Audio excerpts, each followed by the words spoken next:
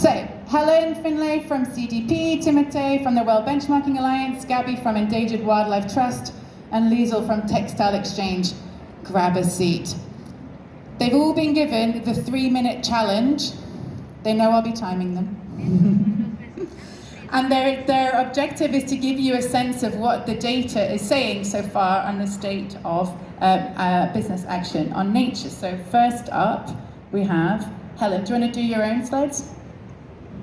You can click the green button. Yeah. Cool.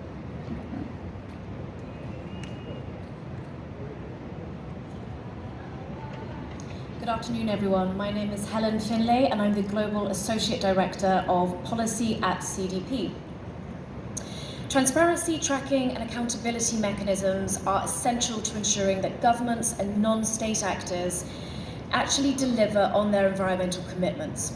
We heard this morning.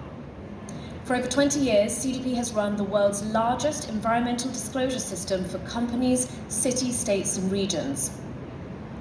The disclosure cycle, which occurs annually, is primarily driven by investors and major buyers who request key companies to disclose to CDP. We work with more than 680 financial institutions with over 130 trillion US dollars in assets.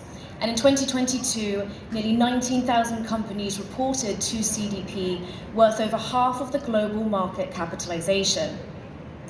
This year, CDP collected data on biodiversity from companies for the very first time. Of nearly 9,000 companies who received our biodiversity questions, 87% chose to respond. Now, this alone is a powerful signal to negotiators here at COP15 that companies are ready to disclose on biodiversity. Next slide. Now, let's explore this data a little bit more. 31% of companies have made a public commitment and/or endorsed biodiversity-related initiatives, with another 25% planning to do so within the next 2 years. If these companies follow through, by the end of 2024, over 56% will have voluntarily made commitments or endorsed initiatives related to biodiversity. Next slide, please. While commitments are a necessary starting point, CDP's data indicates that companies are not yet translating this into tangible action. When asked if companies are taking actions to progress their biodiversity-related commitments, we found that more than half of companies had not taken action in the last year. Next slide, please.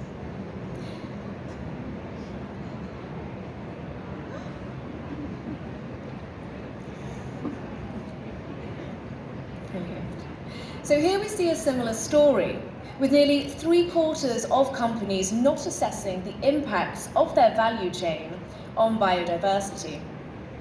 What this tells us is that whilst we see an increasing corporate interest in biodiversity, we can't rely on voluntary business action alone to address nature loss. Negotiators here in Montreal must seize this chance and create the enabling environment that companies need to drive forward their commitments and intentions to measurable progress. This must include a clear and ambitious global biodiversity framework with mandatory environmental disclosure within Target 15. Thank you. We're now going to go at a country level now, and then see benchmarking work then happening in South Africa and Spain. So Liesl, no, not Liesl, Jesus, sorry. Jet lag is real. Gabby. Thank you. Yeah, so I am Gabby Turn. I am the Program Manager of the National Biodiversity and Business Network at the Endangered Wildlife Trust. We're one of Southern Africa's largest and oldest conservation NGOs. And we realized about 10 years ago that businesses were not doing enough to even understand what biodiversity meant. And so we discovered, we actually formed the Biodiversity Disclosure Project about 5 years ago. And this is a global project, and slide please. Thank you. Essentially what we do is we rate all of the listed companies on the Johannesburg Stock Exchange and all of the state-owned enterprises.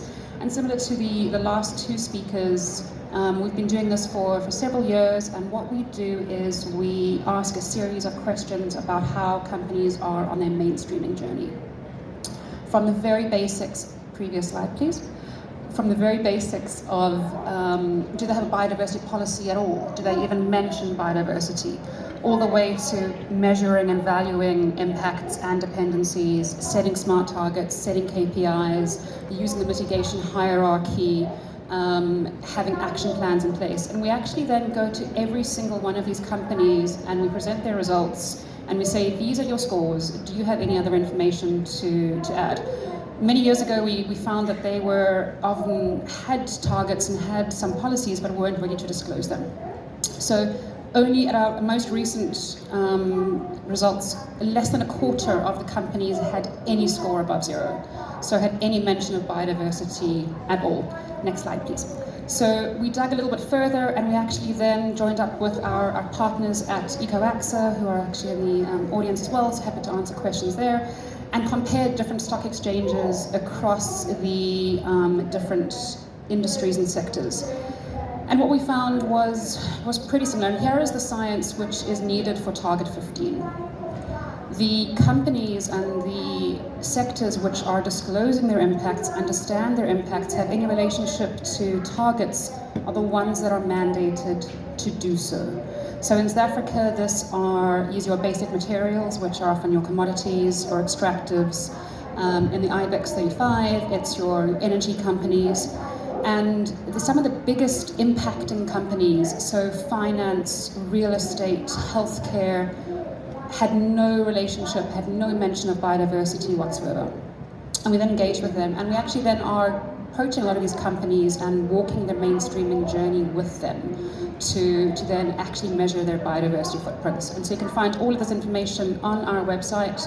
We're going to release our latest report fairly soon. It is improving slightly, but it is nowhere near where we need it to be to halt and reverse nature loss. And that's the big message here. Thank you, Gabby.